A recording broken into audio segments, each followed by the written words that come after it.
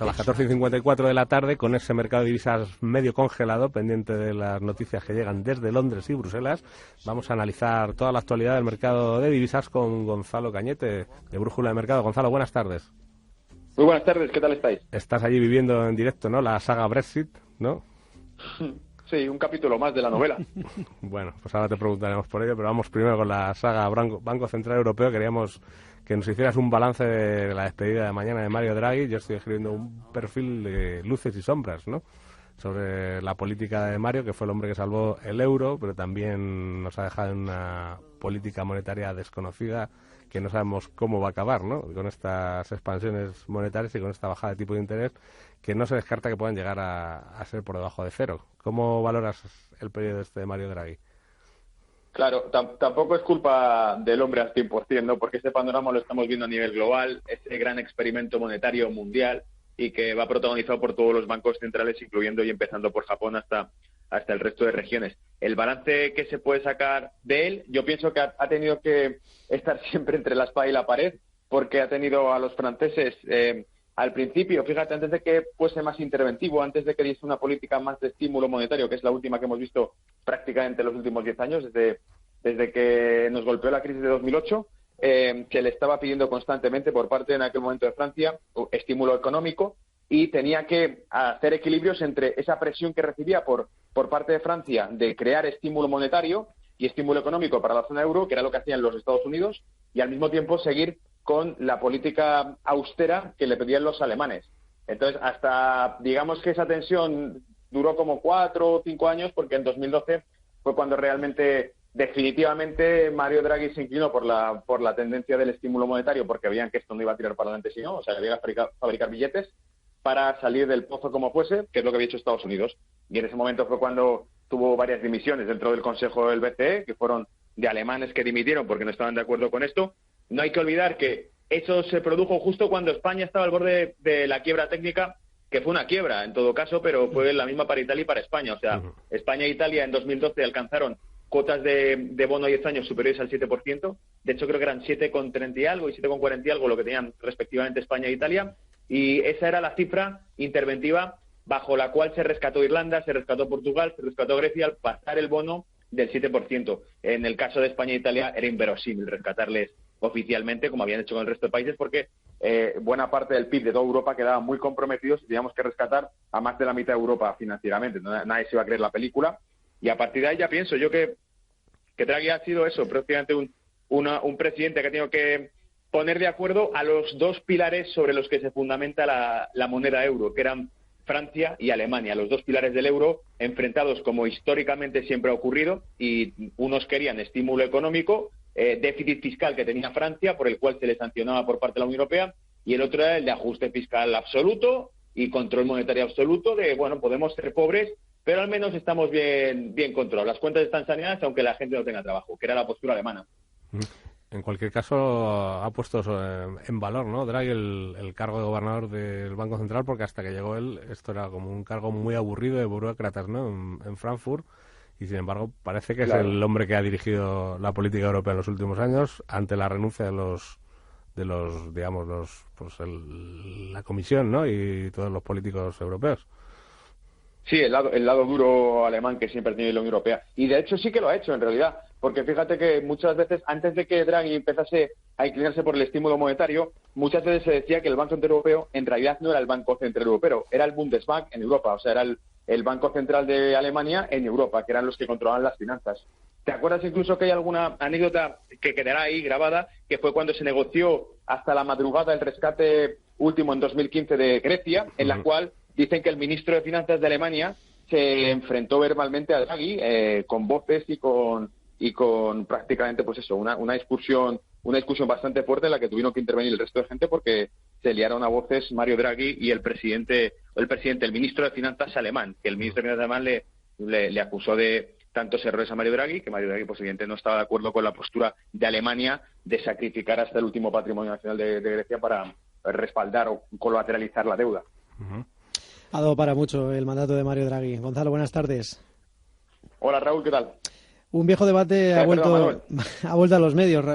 ¿Hay que subir los impuestos a los ricos para estimular la economía o hay que bajárselos porque según el último premio Nobel de Economía, Abhijit Banerjee, se están dando incentivos a los ricos que ya están sentados en toneladas de efectivo. Y dice Banerjee que no se impulsa el crecimiento recortando impuestos, sino dando dinero a la gente. ¿Qué opinas, Gonzalo, de este viejo debate que vuelve? Bueno, yo pienso que las políticas, en realidad, las que siempre han funcionado es lo que siempre se llamó políticas anticíclicas, que son las del sentido común. Los impuestos se suben cuando hay un ciclo económico positivo, porque al fin y al cabo es cuando el gobierno puede permitirse empezar a recuperar parte del dinero que se ha gastado durante los ciclos negativos. Es decir, los ciclos económicos negativos o las recesiones traen consigo políticas fiscales expansionistas, bajadas de impuestos porque el gobierno incurre en déficit, porque si no se lo gasta el gobierno, no se lo va a gastar la economía privada. Y cuando la economía empieza a recuperarse es cuando el gobierno, en todo caso, sube los impuestos. Lo que no tiene sentido es subir impuestos cuando la economía no está yendo bien y cuando hay riesgos recesivos por delante. En cuanto a los ricos o a los pobres, yo esto no lo vería por quién es rico o quién es pobre. Yo más bien lo vería enfocado a quién es justo subírselos, a quién no. O sea, si alguien tiene, por ejemplo, patrimonio, un gran patrimonio, bastante riqueza, y la mueve para generar ideas, incentivos, negocios, crea innovación, crea empleo, crea progreso en nuestro país, pues evidentemente creo que esta persona tendría que tener ciertos estímulos por los cuales se le recorten los impuestos. Y al que no lo crea, al que lo que busca es el pelotazo para ganar dinero y dejarlo estancado y vivir directamente del cuento, por decirlo así, sin generar ningún tipo de innovación, ni de riqueza, ni de progreso alrededor suyo, para con los suyos, pues a ese, ¿por qué no? Sí que vale los impuestos. Aquí, digamos que la moraleja tiene que ser, lo que no es normal es que al que se trabaja duro, innova, genera riqueza, genera negocio y genera empleo, que pone recursos en actividad, empieza a mover recursos inactivos en la economía, a ese se le grave con más impuestos porque lo que consigues es desincentivarle y que el que desea diga, ¿para qué voy a crear un negocio? ¿Para qué voy a contratar gente? ¿O para qué voy a tratar de generar nuevas ideas si luego resulta que me van a coser impuestos? Para eso lo dejamos y me voy fuera. Gonzalo, ¿qué tal? Muy buenas tardes. Hola, Miriam, ¿qué tal?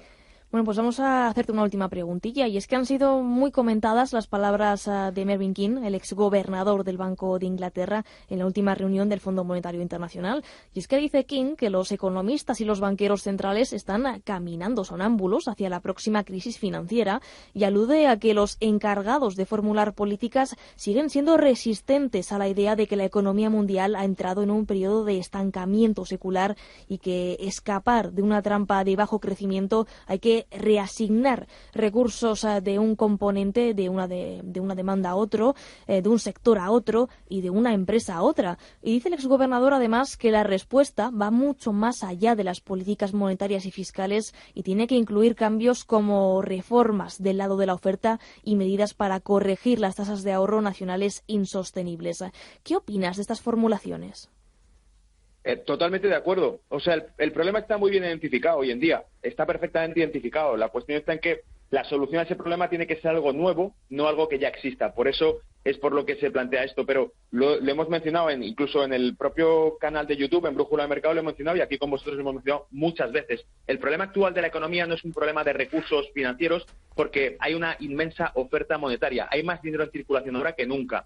El problema en realidad es que no está ese dinero en circulación, o sea, mejor dicho, ese dinero creado, esa oferta monetaria creada por bancos centrales, no llega a activarse, no llega a circular de manera que genere crecimiento económico en la economía real. Hemos dicho más de una vez, se han generado máximos en los mercados financieros, en los mercados de activos, pero no se han generado máximos en el crecimiento económico, en el empleo, ni siquiera en la propia inflación se han generado subidas. Por lo tanto, la economía real no está recibiendo el crédito que se ha generado. Y la ecuación es tan sencilla, o sea, el problema, el diagnóstico es bien sencillo. Si no hay crecimiento capaz de compensar la tasa de interés sobre la deuda que asumimos año a año para generar ese crecimiento, es decir, cada año se crea más deuda. Hemos hablado del aumento de techo fiscal de Estados Unidos año tras año tras año, y cada año se genera nueva deuda fresca bajo una tasa de interés. Si al año siguiente no hay crecimiento económico para poder pagar la deuda, para poder pagar la tasa de interés, entonces seguimos en la misma trampa, y lo que hacen es generar nueva deuda. Aquí el tema está en que lo que hace falta es lo que incluso el lunes lo mencionábamos en el vídeo de esta semana en YouTube, era un cambio cuántico de la estructura económica, o sea, ir hacia una nueva estructura económica que todavía no se conoce, hacia una economía 3.0 que funcione de una manera diferente, porque en realidad la globalización ya no es de productos, sino también de servicios a través del mundo de la información, el mundo online. Entonces, de algún modo, fíjate, el efecto o el fenómeno que refleja todo esto es el suceso o el fenómeno Trump. O sea, Trump es una persona que aparece, es un líder político, una figura, un fenómeno que aparece en el escenario internacional para cambiar la estructura del comercio mundial que lleva vigente 50 años. Porque desde los 70 Estados Unidos ha sido un país comercialmente deficitario, pero financieramente con superávit. Es decir, lo que hacía era generar demanda para el resto del mundo, y Trump lo que ha hecho ha sido utilizar esa situación que ha ostentado Estados Unidos durante décadas, la ha utilizado para revertir ese efecto, porque está convencido que la globalización lo que ha hecho ha sido perjudicar a la clase media norteamericana, que efectivamente lo ha hecho, pero que de algún modo ha contribuido a la generación de clase media para el resto del mundo. En este caso, Estados Unidos y Europa, que eran los países ricos, desarrollados, son los que pierden clase media, y el resto del mundo la que la empieza a obtener, que en realidad es China. Entonces, esto es lo que tratan de, ya he dicho, Trump es ese fenómeno que hace como de última barrera, última resistencia para el mantenimiento de la clase media en países occidentales, porque de lo contrario, si no surgen nuevas ideas, lo que camina Europa y Estados Unidos es hacia un modelo de economía, de desarrollo económico chino, en el que se busca la alta productividad a bajo salario. Y eso, claro, generalmente va a impactar contra el consumo, contra la inversión dentro del propio país, porque la clase media se volverá más pobre y consumirá menos y dependerá cada vez más del crédito y de la deuda. Pues está claro que esas son las ideas que hay que poner sobre la mesa y que les hace falta a la economía europea, pero veremos si aparece alguien que sea capaz, como ha sido estos años Mario Draghi, de ponerlas en liza, ¿no? Sí, Gonzalo, tienen que buscar algún... Te comentaba eso, algún tipo de persona que sea capaz de llevarlas a cabo, porque las ideas están ahí y los debates y los papers están ahí, pero lo que no hay es liderazgo político para ponerlas encima de la mesa ni en la Unión Europea ni en otras zonas del primer mundo. Claro, y ¿sabes qué, Raúl? Yo creo que la solución habitualmente en este tipo de casos generalmente no creo que venga de las estructuras gubernamentales ni de los ideólogos. La solución vendrá de las personas reales, de la gente que tenga innovación tecnológica, nuevas ideas, y que sepa desarrollarlas más allá de lo que hagan los gobiernos. Entonces, cuando surja un fenómeno Bitcoin, un fenómeno de sistemas de negocio autogestionados, sostenibles, entre personas que hacen negocio entre ellas en un mundo online, es cuando realmente, pues eso, un Uber, que es una empresa que facilita tráfico o transporte sin poseer coches, un Airbnb que facilita alojamiento sin poseer inmuebles. O sea, es un nuevo modelo económico que de momento a día de hoy no tributa y que está en muchos casos fuera, pero que la economía en general probablemente mute hacia ese tipo de desarrollo económico en el que en un futuro, por supuesto, tendremos más servicios y más riqueza, pero a día de hoy lo que va a generar es un dolor y una contracción en la economía tradicional, que es la que estamos acostumbrados a ver y que es la que los gobiernos mantienen. Pues estaremos muy pendientes de todo eso, Gonzalo, que muchas gracias por habernos acompañado un miércoles más aquí en Mercado de Divisas y te esperamos próximamente. Gracias a vosotros por contar conmigo. Gracias. Un abrazo.